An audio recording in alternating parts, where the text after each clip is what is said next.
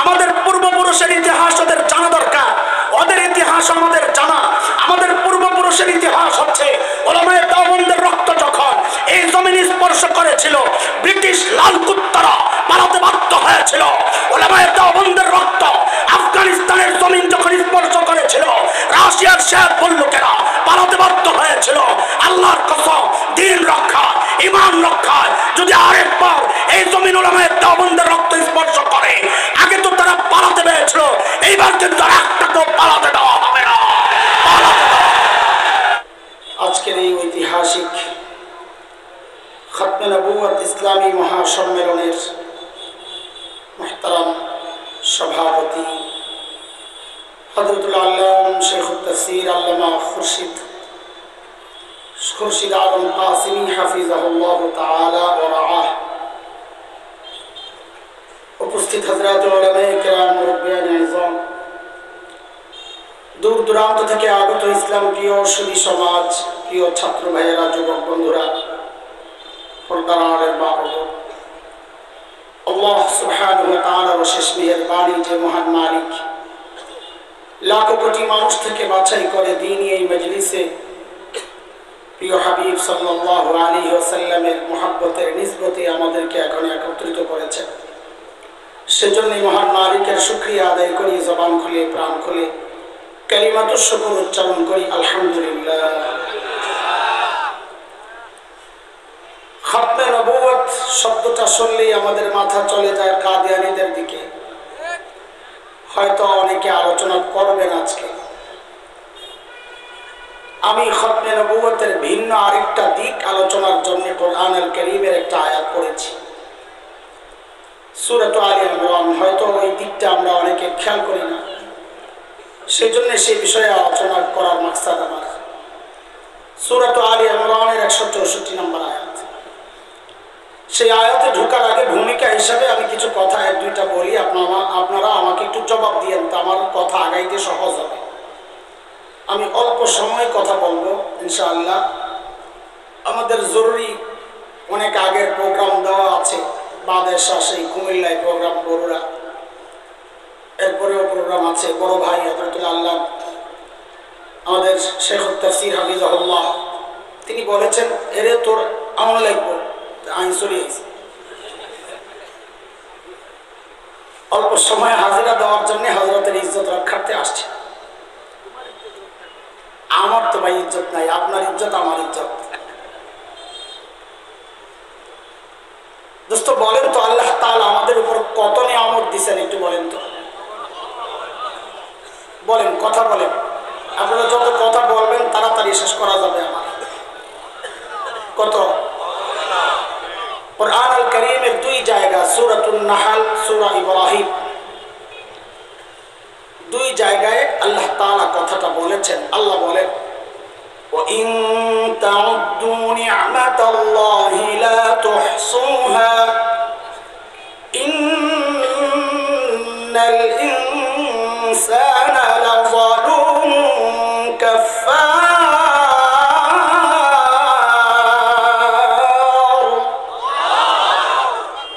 এত নিয়ামত দিছি, আল্লাহ বলেন যে কোনে শেষ করতে পারবে না। আচ্ছা বলেন তো, এই সব নিয়ামতের মর্যাদা এক না বড় ছোট আছে? কথা বলেন। আপনাকে যদি বলা হয় তোর জন্য অপশন দুইটা, হয় হাতটা দিবি না হয় মাথাটা দিবি, কোনটা দিবেন? তার মানে আপনার কাছেও মাথা আর হাতের মূল্য এক না। তার মানে নিয়ামত বড় ছোট আছে। আল্লাহর দেওয়া বড় নিয়ামত কোনগুলা? মুফাসসিরিন কোরআনুল কারীম থেকে এটা বোঝার জন্য কিছু মূলনীতি বের করেছেন। বড় নিয়ামত কোনগুলা? এর মধ্যে একটা মূলনীতি এমন, যে সমস্ত নিয়ামত বর্ণনার ক্ষেত্রে আল্লাহ শব্দ মান ব্যবহার করেছে, মান্না ইয়ামুন্নু, আমি অনুগ্রহ করেছি, বুঝতে হবে ওই নিয়ামতগুলো আল্লাহর দেওয়া একটা বড় নিয়ামত। যেমন সূরা হুজুরাতের শেষ আয়াতের আগের আয়াত, আল্লাহ বলছেন, ইয়ামুন্নুনা আলাইকা আন আসলামু কুল লা তামুন্নু আলাইয়া ইসলামাকুম বালিল্লাহু ইয়ামুন্নু আলাইকুম আন হাদাকুম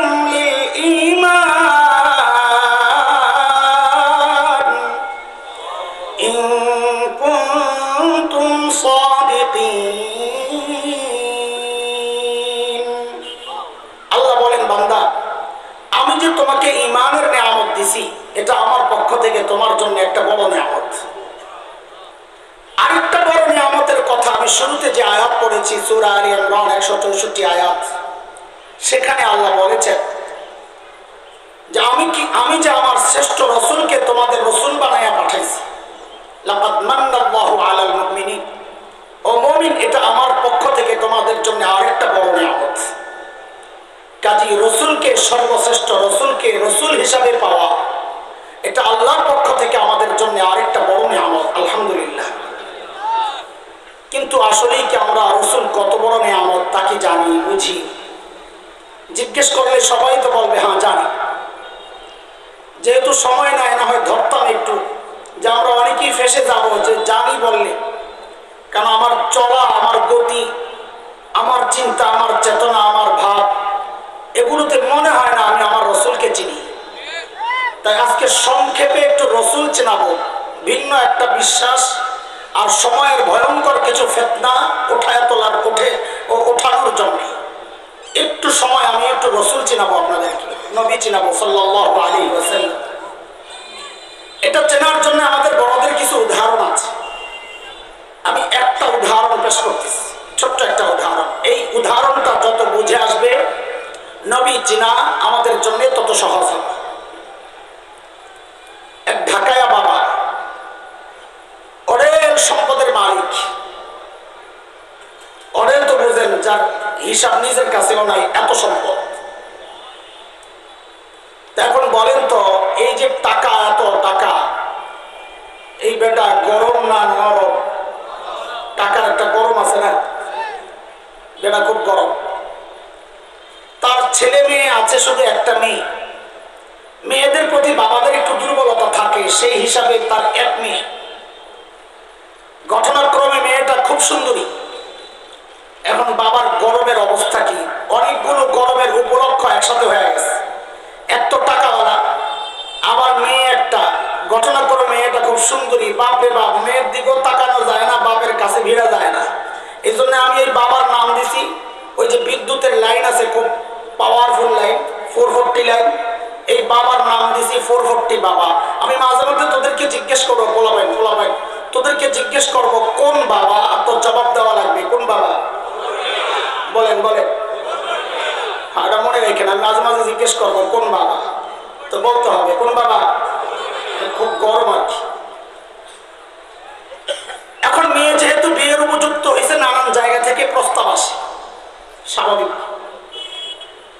একদিন প্রস্তাব আসছে, এক লোক প্রস্তাব নিয়ে আসছে। তো জিজ্ঞেস করতেছে, ঢাকায় কথা একটু বুঝবেন তো না? একটু বুঝবেন না? ঠিক আছে। তো যে আসছে, মেয়ের বাবা জিজ্ঞেস করে কোন বাবা? 440 বাবা। মাশাআল্লাহ। মেয়ের বাবা জিজ্ঞেস করে আপনি কেথা? তো যেই বেটা প্রস্তাব নিয়ে আইছে, বেটাকে আমি ছেলের খালু হই। ও হইলে এলাকা হই, আমি ছেলের খালু হই। ওরে বাপরে বাপ, যেই না বলছে খালি ছেলের খালু হই, বেটা এমন খেপছে, হই মিয়া আমার মায়ের দাম কমে গেছে, মিয়া খালু হয়েছ প্রস্তাব লিয়া। ওই বেটা নরম হয়ে জিজ্ঞেস করতেছে তো কেঠাইব? তো বেটা কত পোলার বাপ রে পাঠাও, খালু হয়েছে প্রস্তাব লিয়া, বাপ পাঠাও মিয়া। তোমার চেতেন কেলা কইলেন তো হয়। বাইতে গেছে, বাইতে বুঝেন তো, বাড়ি আর কি, আরবি শব্দ বাইতে। ঢাকায় মানে দেখেছে অশুদ্ধ সব কয় না, আরবিতেও কথা কয়। বাইতে গেছে, যাই আর ছেলের বাপরে কয়, বাপরে বাপ যেই গরম 440, মনে আছে তো? তোমার মায়ের ছেলের প্রস্তাব করে, ভাই তুমি যাও। ওরে বাপরে বাপ যেই গরম। বেটা আইসে, বেটা প্রস্তাব দেয়া, কে? ছেলের বাপ। তো বলতেছে ভাই আমার ছেলের প্রস্তাব একটা আসছিল। ও আপনি ওই বেটা? এখন ছেলের নাম জিজ্ঞেস করে, বাবার নাম, মায়ের নাম, দাদার নাম, বংশ, দেখতে কেমন, হাইট কেমন, চেহারা কেমন, মহল্লা কি, বন্ধু বান্ধব কারা, সব খবর টবর লইয়া মেয়ের বাপের পোলা পছন্দ হয়েছে। হ্যাঁ, যোগ্য ছেলে। এখন আপনারাই বলেন, এই ছেলের কাছে যখন মেয়েকে বাবা বিয়ে দিবে, মেয়ের বিয়ের সময়, বিদায়ের সময় যখন সাজায়া দিতে চাইবে, শাড়িটা যখন কিনবে বাবা, দামি কিনবে না কম? কেন? কারণ তার টাকার অভাব নাই, খরচেরও জায়গা নাই। তো শাড়ি কিনে তো সেরা, গয়না কিনে তো সেরা, প্রসাধনী কিনে তো সেরা, যা কিনে তো সব সেরা সেরা জিনিস দিয়া সাজায়া মেয়েরে বিদায় দেয়। এটাই তো হওয়ার কথা নাকি? গরিব বাবাও তো চায় তার সর্বোচ্চ সামর্থ্য দিয়ে মেয়েটাকে বিদায় দেওয়ার জন্য। দোস্ত, একজন বাবা তার মেয়েকে যতটা ভালোবাসে, আল্লাহ সুবহানাহু ওয়া তাআলা তার প্রিয় হাবিব সাল্লাল্লাহু আলাইহি ওয়াসাল্লামকে তার চেয়ে হাজার কোটি গুণ বেশি ভালোবাসে। বাবা যদি তার মেয়েকে বিদায়ের সময় সব সেরা সেরা জিনিস দিয়ে বিদায় দিতে পারেন, তো এটাও বুঝে নেন আল্লাহ তাআলা তার প্রিয় হাবিবকে দুনিয়ায় বিদায় দেওয়ার সময় সব সেরা সেরা জিনিস দিয়ে সাজায়া তারপরে দুনিয়ায় বিদায় দিয়েছেন। যেমন সর্বপ্রথম প্রস্তাবের ব্যাপার, আল্লাহর সিদ্ধান্ত আমার এই দামি নবীকে আমি দুনিয়ায় ফ্রিতে দিব না। ফ্রি জিনিসের দাম দেয় না মানুষ। দুনিয়ার মানুষের নেচার অভ্যাস হচ্ছে যে জিনিস অর্জন করতে যত কষ্ট হয় তার মূল্য তত বেশি দেয়। আল্লাহর সিদ্ধান্ত আমি আমার নবীকে ফ্রিতে পাঠাবো না। কিভাবে পাঠাবেন? বলে আমার কাছ থেকে চায়া নিতে হবে, প্রস্তাব দিয়া। বলে প্রস্তাব কে দিবে? খালু মালু চলবে না। কে দেওয়া লাগবে আপনারা বলেন? বাপ। বাপ বলে না, আগে ইচ্ছা ভুলে গেছে। প্রস্তাব কে দেওয়া লাগবে? বাপ। তো আমার নবীর বাপ কে? খলিল ইব্রাহিম। মাশাআল্লাহ। মিল্লাতা আবিকুম ইব্রাহিম হুয়া সাম্মাকুমুল মুসলিমিন।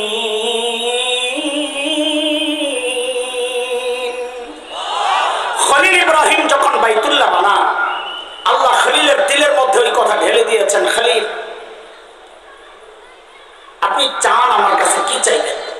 এত দামি কাজ করছেন, আমি পুরস্কার দিতে চাই, কি নিবেন কম? খলিল চিন্তা করছেন, সারা জিন্দেগি চায়া চায়া পাইলাম জমজমওয়ালা। কারি ইসমাইল আলাইহিস সালাম বলে, সারা জিন্দেগি চায়া চায়া পাইলাম জমজমওয়ালা। এবার সুযোগ যেহেতু পাইছি, এইবার আর ছোট মোটো কাউরে চাইবো না, এইবার সর্বোচ্চ সবচেয়ে সেরাটাই চাইবো। খলিল এইবার চায়া বসছেন আল্লাহর কাছে কাউসারওয়ালা। দেখেন আমার কথাগুলো আমি যদিও ঘুরাইয়া ঘুরাইয়া আসছি, আসলে সব কথাটাই কোরআনের কথা। আমার তরিকায় এটা ঘুরাইয়া আইসা এরপরে কোরআনের আয়াত ফিট করা। তো খলিল হাত উঠাইছেন কি, রব্বানা ওয়াবাস ফীহিম রাসূলান ইয়াতলু আলাইহিম আয়াতিক ওয়া ইউযাক্কিহিম ওয়া ইউআল্লিমুহুমুল কিতাব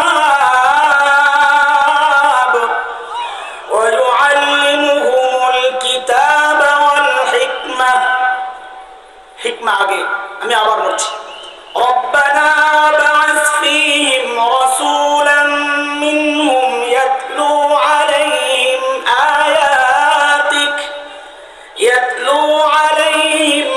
আয়াতিকা ওয়া ইউআল্লিমুহুমুল কিতাবা ওয়াল হিকমাতা ওয়া ইউযাক্কিহিম ইন্নাকা আনতাল আজিজুল হাকীম।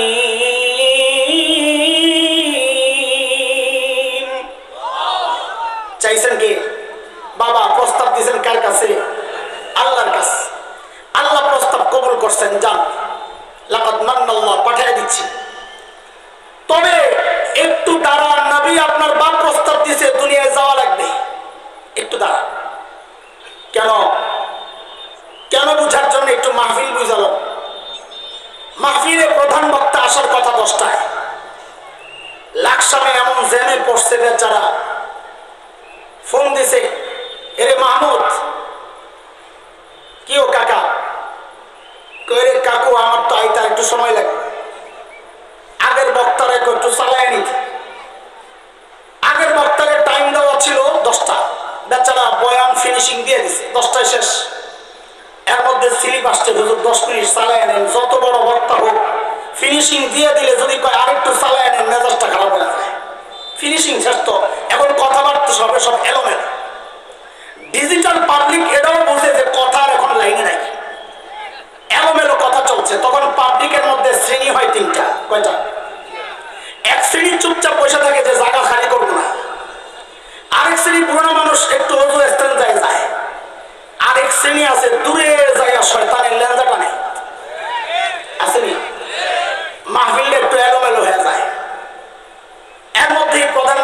সোনাইমুড়ি চৌরাস্তায় ফোন দিয়েছে, কাকু আয়া পড়ছি।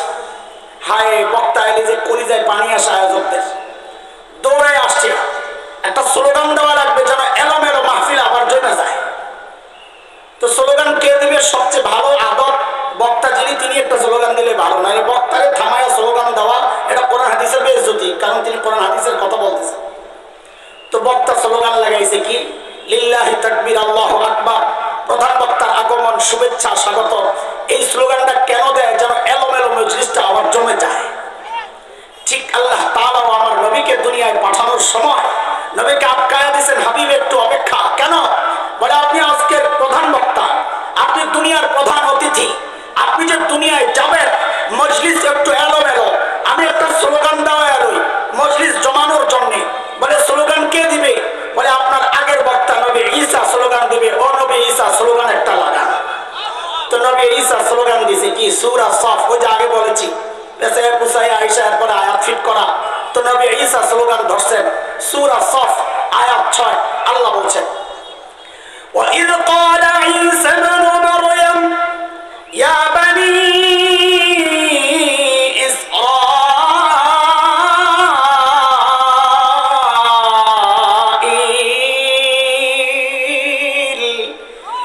إِنِّي رَسُولُ اللَّهِ إِلَيْكُمْ مُصَدِّقًا لِمَا بَيْنَ يَدَيَّ مِنَ التَّوْرَاةِ وَمُبَشِّرًا بِرَسُولٍ يَأْتِي مِن بَعْدِ اسْمُهُ আহমদ। অবস্থা মনোযোগ আছে না? আমি খুব দ্রুত আমার মূল পয়েন্টে ঢুকে যাচ্ছি, এখান থেকে একটু মনোযোগ লাগবে। হযরত ঈসার স্লোগানের মূল পয়েন্ট দুইটা। এক, ও বনি ইসরাইল, আল্লাহ আমাকে তোমাদের রাসূল বানাইয়া পাঠাইছেন। এই কথাটা মুখস্থ করেন। বাংলাদেশের বর্তমানের বহু ফিতনা এই বিষয় না বুঝার কারণেই মাথাচাড়া দেয়। ওলামায়ে কেরাম প্রতিবাদ করে, অনেকে সঙ্গ দেয় না, বিরোধিতা করে, শুধু কারণ একটাই, এই মৌলিক বিষয়টা না জানা। এই জন্য এই কথাটা সবাই মুখস্থ করেন। হযরত ঈসার বক্তব্য, ও বনি ইসরাইল, আল্লাহ আমাকে তোমাদের রাসূল বানাইয়া পাঠাইছেন। বলে কথা বলেন, ও বনি ইসরাইল বলেন, আল্লাহ আমাকে তোমাদের রাসূল বানাইয়া পাঠাইছেন। বক্তব্যের আরেকটা অংশ, এতদিন আমি বয়ান করছি, এখন প্রধান অতিথি আসছেন, তার সুসংবাদ গ্রহণ করো, তার নাম আহমদ। আমি ওই বিষয়ে ঢুকছি না, লম্বা আলোচনা হয়ে যাবে। হযরত ঈসার বক্তব্যের মূল পয়েন্টটা এটা মাথায় রাখেন।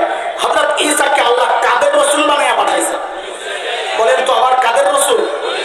এটা মাথায় রেখে দোস্ত বলছিলাম, আল্লাহ আমার নবীকে যা দিয়েছেন তো সব সেরা সেরা সেরা সেরা। কিতাব দিয়েছেন তো সেরা, হ্যাঁ, দিন দিয়েছেন তো সেরা, আখলাক দিয়েছেন তো খুলুক আযীম সেরা।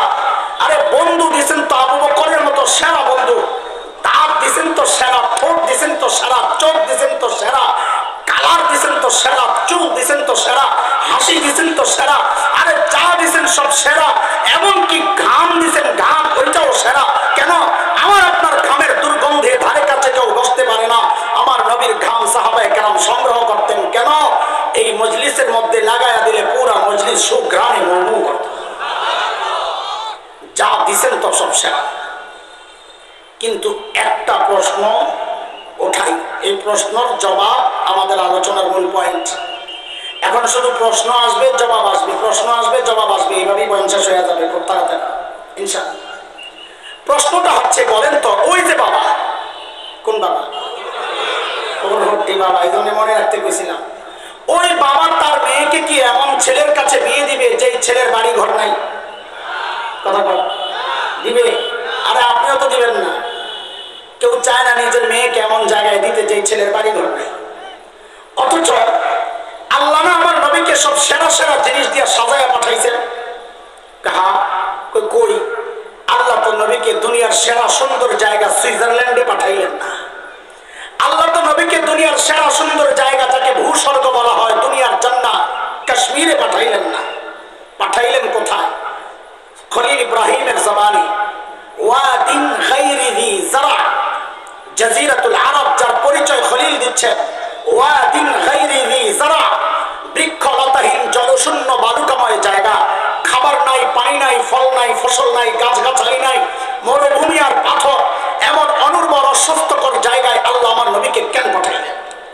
সুন্দর জায়গায় কেন পাঠাইলেন না? প্রশ্ন জাগে জাগে।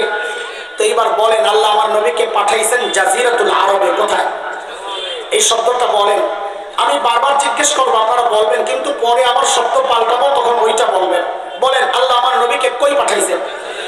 সবাই বলেন। জাজিরাতুল আরব চিনেন? সৌদি আরব, আরব আমিরাত, কাতার, কুয়েত, বাহরাইন মিলে যে ভূখণ্ডটা, এটাকে বলে জাজিরাতুল আরব। জাজিরাতুল আরবে কেন পাঠিয়েছেন? এটা বোঝার জন্য কিছু সূক্ষ্ম কথা বুঝেন, চেইন কথা, একটার সাথে আরেকটা যুক্ত। একটা মিস করলে পরে একটা বুঝবেন না, এই জন্য মনোযোগ দরকার। অবস্থ বিশ্ব মানচিত্র খোলে, জাজিরাতুল আরবের ভৌগোলিক অবস্থানটা দেখেন। দেখবেন তিন দিকে পানি, একদিকে ভূমির সাথে লাগা, তিন দিকে পানি। ওমান উপসাগর, পারস্য উপসাগর, আকাবা, আরব সাগর, ভারত মহাসাগর, পশ্চিমে লোহিত সাগর, সব দিক দিয়ে ঘেরাও করা। একদিক জমিনের সাথে লাগা, জর্ডান, ইরাক, ওদিক দিয়ে। ঠিক মানব দেহের মধ্যে মানুষের যে হার্ট আছে, কলব, এই হার্টের যে অবস্থান, তিন দিক শূন্য, একদিক লাগা। এই জন্য ভূবিজ্ঞানীরা জাজিরাতুল আরবকে বলে জিওগ্রাফিক হার্ট। এটা বিশ্ব মানচিত্রের হার্ট। এতক্ষণ বলেছি আল্লাহ আমার নবীকে কই পাঠাইছেন। এখন জাজিরাতুল আরব সরাইয়া ওখানে হার্ট বসা। আল্লাহ আমার নবীকে বিশ্ব মানচিত্রের হার্টে পাঠাইছেন। বলেন আবার, আল্লাহ আমার নবীকে কই পাঠাইছেন? হার্টে। অর্ধেক করেন, বিশ্ব মানচিত্র কইতে আপনাকে কষ্ট হইব, বুঝালাম। আল্লাহ আমার নবীকে কই পাঠাইছেন? বলেন কোথায়? হার্টে। প্রশ্ন, হার্টে কেন পাঠাইলেন? খেয়াল করেন। এই প্রশ্নের উত্তর শোনার আগে আরেকটা কথা মুখস্থ করেন। পিছনে এক কথা মুখস্থ করাইছি, হযরত ঈসার বক্তব্য, ও বনি ইসরাঈল, আল্লাহ আমাকে তোমাদের রাসূল বানায়া পাঠাইছেন। আরেকটা কথা মুখস্থ করেন, আমাদের নবী হচ্ছেন একমাত্র বিশ্ব নবী। বলেন কথাটা, আমাদের নবী। খালি বিশ্ব নবী বলবেন না, একমাত্র লাগান। বলেন আমাদের নবী। আবার বলেন আমাদের নবী। একমাত্র বিশ্ব নবীর কি অর্থ আমি ইনশাআল্লাহ পরে আসছি, আপাতত এটাকে শুধু মাথায় রাখেন। আমাদের নবী একমাত্র বিশ্ব নবী। চলেন এইবার বুঝে আল্লাহ আমার নবীকে বিশ্ব মানচিত্রের হার্টে কেন পাঠাইলেন। দোস্ত, আমার নবী দুনিয়ায় আসার আগ পর্যন্ত যত দার্শনিক দুনিয়ায় ছিল, গ্রিক দর্শন, রোমান দর্শন, পারস্য, বেবিলিয়ন, ইরাকি, মিশরি, যত প্রাচীন দর্শনের দার্শনিকরা ছিল, তাদের বক্তব্য ছিল মানুষকে নিয়ন্ত্রণ করে তার ব্রেন। কে? সর্বপ্রথম সারা দুনিয়ার দার্শনিকদের বিরুদ্ধে দাঁড়ায়া আমার উম্মি নবী সাল্লাল্লাহু আলাইহি ওয়াসাল্লাম ঘোষণা দিলেন, না, মানুষকে তার ব্রেন নিয়ন্ত্রণ করে না, মানুষকে নিয়ন্ত্রণ করে তার হার্ট। বুখারী মুসলিমের বর্ণনা, আলা ওয়া ইন্না হযরত নুমান ইবনে বাশীর রাদিয়াল্লাহু আনহু বর্ণনা করেন, আলা ওয়া ইন্না ফিল জাসাদি মুদগা ইযা সালাহাত সালাহাল জাসাদু কুল্লু ওয়া ইযা ফাসাদাত ফাসাদাল জাসাদু কুল্লু আলা ওয়া হিয়াল কলব। সোজা কথা, হার্ট ঠিক তো বডি ঠিক, হার্ট নষ্ট তো বডি নষ্ট। আমার নবী বলেন মানুষকে নিয়ন্ত্রণ করে তার হার্ট। এবার বুঝেন আল্লাহ আমার নবীকে হার্টে কেন পাঠাইছেন। আমার নবী যেন কি একমাত্র বিশ্ব নবী। বলেন আমার নবী যেন কি, আল্লাহ যেন আমার নবীকে হার্টে পাঠায়া বলছেন, হাবিব, যেহেতু আপনি একমাত্র বিশ্ব নবী, সারা দুনিয়ায় দিন আপনার জিম্মা, কিন্তু এই অল্প সময়ে একসাথে সারা দুনিয়ায় দিন প্রচার করা আপনার জন্য কঠিন হয়ে যাবে, কষ্ট হবে। সেই জন্য আপনি ওই জাজিরাতুল আরব হার্টে মেহনত করেন, কারণ হার্ট যদি ঠিক হয়ে যায় সারা দুনিয়ার বডি ঠিক হয়ে যাবে। এর চরম বাস্তবতা হচ্ছে আজকের জাজিরাতুল আরব, ওই আরব বিশ্ব, ওই দুনিয়ার হার্টে পচন ধরেছে। আরব শাসকদের ঈমান, আমল, আকীদায় পচন ধরেছে। এর ফলাফল সারা দুনিয়ার মুসলমানদের ঈমান, আকীদায় পচন ধরেছে। আমি চ্যালেঞ্জ করে বলছি, এখনো যদি ওই হার্ট ঠিক হয়ে যায়, জাজিরাতুল আরবের শাসকরা ঠিক হয়ে যায়, ইসরায়েলকে সারা দুনিয়ার কুফফার মুসলমানদের কাছে মুসলমানদেরকে মানতে বাধ্য। কথা বলতে হার্টের সমস্যা তো বডিতে সমস্যা। দুইটা ছোট্ট উদাহরণ দিয়ে বিষয়টা বোঝানোর জন্য। ধরেন এটা একটা পুকুর, পুকুরের ঠিক মাঝখানে আপনি ঢিল ছুঁড়েছেন, ঢেউটা সমান তালে চারদিকে ছড়াবে, তাই না? কিন্তু যদি একদিকে মারে তাহলে ঢেউটা একদিকে শক্তিশালী ভাবে আশ্রে পড়বে, আরেকদিকে যেতে যেতে দেরি হয়ে যাবে, দুর্বল হয়ে যাবে। আমার নবী যেহেতু একমাত্র বিশ্ব নবী, এই জন্য আল্লাহ সারা দুনিয়ার মাঝখানে হাটে পাঠাইছেন। কেন? যেন হেদায়েতের নূর সমান্তরে চারদিকে ছড়ায় যায়। একটা ছোট্ট গল্প বলে আমি আমার মূল পয়েন্টে চলে যাব ইনশাআল্লাহ। একজন বড় মুফাসসির ছিলেন ঢাকায়, আব্দুল গফফার রহমাতুল্লাহি আলাইহি। বড় রসিক মানুষ ছিলেন, কথা বলতেন খুব ইজি। আমাদের মতো এত ভুমবাং ছিল না, সাদা সিধা মানুষ ছিলেন। ভালো আমাদের আকাবিরদের একজন, মজার মজার গল্প শোনাইতেন। তো হযরত এক গল্প শোনাইছেন, আমি ওটারে কাজে লাগাই। হযরত বলেন, আমরা ইন্ডিয়াতে গেছি এক আলেমদের কাফেলা, সব মৌলবী। সকালবেলা নাস্তা দিছে বড় প্লেটের মধ্যে, গরম টাটকা ধোঁয়া উঠতেছে এরকম শুকনা খিচুড়ি, মাঝখানে ফাঁক করে দিছে ঘি দিয়ে শুকনা খিচুড়ি, হেভি টেস্ট। মোকলাই রোনা ভাই যায় খাইও, মোকলা শুরু করছে। বলবেন কথা শুনলে আমার মন করে আইসি।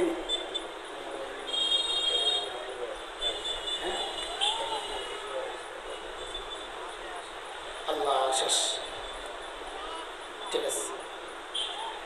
আল্লাহ তাহলে কি সাবাব শুনে খেয়াল করেন। হযরত চলে আসছেন, আমি জানি না, আমরা আগে বলতাম ছেড়ে দিতাম। আল্লাহ বলেন, আমার নবী ছিলেন একমাত্র। এবার একমাত্র বিশ্ব নবীর অর্থ পরে বুঝেন, একটু বলতেছি খুব সংক্ষেপ, 2-3 মিনিট। এই কথাগুলো আমি যেটা উঠাইতে চাইছিলাম, এই কথাটা এই সময় আমাদের জন্য বড় জরুরি ছিল, তাও একটু টাচ দিয়ে আমি চলে যাচ্ছি। যুবকরা ভালো করে খেয়াল করেন, বাংলাদেশের আকাশের শকুনের আনাগোনা পরিলক্ষিত হচ্ছে। আপনাদের সচেতন সজাগ হওয়া দরকার। আর কতকাল ঘুমায় থাকবেন? বিশেষ করে উত্তরবঙ্গ পার্বত্য অঞ্চল, খ্রিস্টান মিশনারি, আমরা সবাই তো পড়ে আছি কাদিয়ানি নিয়ে। আমি বলছি খতমে নবুয়তের আরেকটা দিক, এটাও চিন্তা করা দরকার। আমাদের মুরব্বীরা আছেন, তাদের কানে আমরা দিয়ে যাচ্ছি, তারা জানেন, তারপরও আমরা আমাদের কাজ করে যাচ্ছি। উত্তরবঙ্গ এবং পার্বত্য অঞ্চলে খ্রিস্টান মিশনারিরা 1 জন 2 জন নয়, 1000 জন নয়, লক্ষ লক্ষ মুসলমানকে খ্রিস্টান বানাচ্ছে। আমরা গত কয়েক বছর আগে উত্তরবঙ্গে গেলাম দাওয়াতি কাফেলা নিয়ে। খ্রিস্টান ভাই মুরতাদ হয়ে গেছে, ওকে ইসলামে ফেরত আনার জন্য। তখন পুলিশের কাছে রিপোর্ট গেছে আমাদের বিরুদ্ধে। পুলিশ আমাদেরকে ডাকায় বলে, মারামারি করতে চান কেন? আমরা বলছি না, আমাদের দ্বীনি ভাইকে ঘরে ফেরত নেওয়ার জন্য আসছে, সে মুরতাদ হয়ে গেছে। পুলিশ একটা প্রশ্ন করেছে যে, হুজুর আমরা মুসলমান, ইসলামের দাওয়াত সারা দুনিয়ায় চলে, তো খ্রিস্টানরা বাংলাদেশে ওদের ধর্মের প্রচার করলে সমস্যাটা কি? যার যার ধর্মের প্রচার সে করবে, সমস্যা কি? কথাটা কত সুন্দর না দোস্ত? তার চেয়ে সুন্দর সাপের মাথা। কিন্তু সব সুন্দর সুন্দর না, কিছু সুন্দরের ভিতরে বিষও থাকে, ঠিক কিনা? যার যার ধর্মের প্রচার সে করবে, কথা তো সুন্দর, কিন্তু এই কথা একটা অবাস্তব। কেন না? যার যার ধর্মের সে প্রচার করতে পারে না। কেন পারে না? এটা বুঝার জন্যই বলছি, আমার নবী হচ্ছেন একমাত্র বিশ্ব নবী। একমাত্র বিশ্ব নবীর 3টা অর্থ। যুবক আলেমরা একটু গোড়া থেকে বুঝো ভাই, ছোট্ট কথাটা ছোট্ট করে ফেলছি আমি। একমাত্র বিশ্ব নবীর অর্থ কয়টা? 1 নম্বর অর্থ, আমার নবী দুনিয়ায় আসার আগ পর্যন্ত যত নবী দুনিয়ায় আসছেন, সমস্ত নবীর টাইম ছিল নির্ধারিত। নির্ধারিত টাইম পর্যন্ত নবুয়ত, তারপরে শেষ। আমার নবী একমাত্র বিশ্ব নবী, তিনি খাতামুন নবিয়্যিন। তার টাইম কোনো নির্ধারিত না, তিনি সব সময়ের জন্য নবী। 2 নম্বর অর্থ, আমার নবীর আসার আগ পর্যন্ত আল্লাহ যত নবী দুনিয়ায় পাঠিয়েছে, সমস্ত নবীর অঞ্চল, এরিয়া ছিল নির্ধারিত।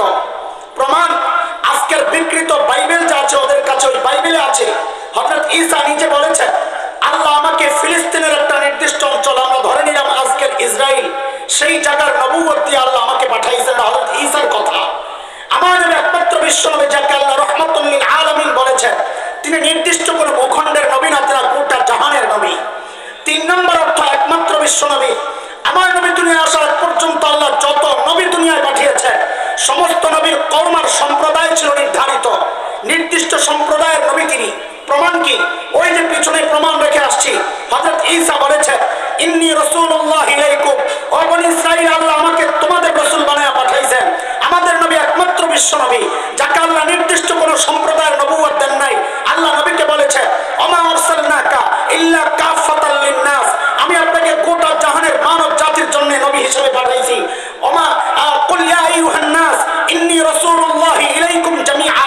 ও নবী, আপনি মানুষকে বলে দেন, সমস্ত মানুষ, সমস্ত বলতে নির্দিষ্ট কোনো ধর্ম না, হিন্দু, বৌদ্ধ, খ্রিস্টান, মগ, মুরান, গারো, চাকমা, কুকি, সাঁওতাল, টিপরা সহ যত জাতি আছে সমস্ত জাতির জন্য আমার নবী একমাত্র বিশ্ব নবী।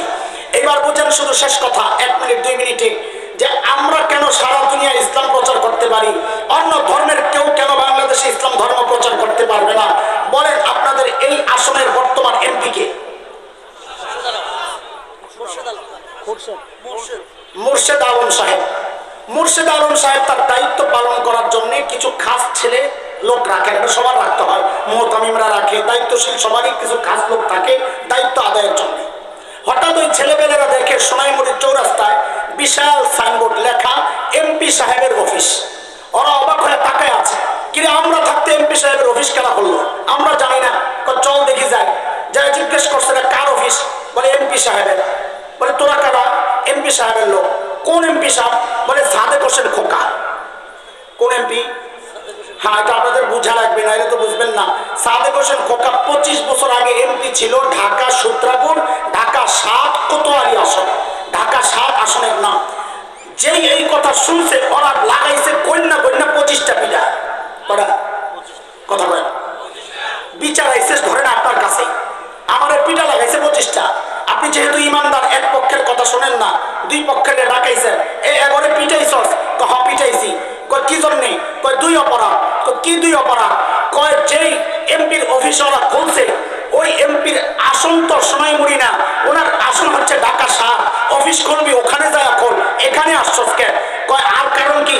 আরেকটা কারণ হলো যেই এমপির অফিস খুলছে ওই এমপির টার্ম শেষ হয়েছে 25 বছর আগে, এই জন্য কন্যা 25টা পিঠা লাগাইছে। এইবার বোঝেন খ্রিস্টানরা কেন বাংলাদেশে ওদের ধর্মের প্রচার করতে পারবে না? দোস্ত, তাদের অপরাধ একটা না, দুইটা না, তিনটা অপরাধ। কেন? যেই নবী ঈসার ধর্মের প্রচার ওরা বাংলাদেশে করতে চাচ্ছে, ওই নবীর ঈসার এই আসন নবী ঈসার জন্য না, বাংলাদেশের নবুয়ত দিয়ে আল্লাহ নবী ঈসাকে পাঠান নাই। তিনি নিজে বলেছেন ফিলিস্তিনের একটা নির্দিষ্ট অঞ্চল, তোমরা যদি অফিস খুলতে হয় ইসরায়েলে যায় খোলো, বাংলাদেশে আসছো কোন কামের জন্য?